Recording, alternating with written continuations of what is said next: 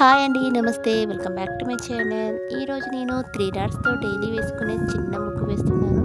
నేను వేసే ఇలాంటి ముగ్గు మీకు నచ్చినట్లయితే లైక్ చేయండి, షేర్ చేయండి. మీరు ఎవరైనా ఫస్ట్ టైం నా వీడియో చూస్తున్నట్లయితే సబ్స్క్రైబ్ చేయడం అస్సలు మర్చిపోకండి ఫ్రెండ్స్.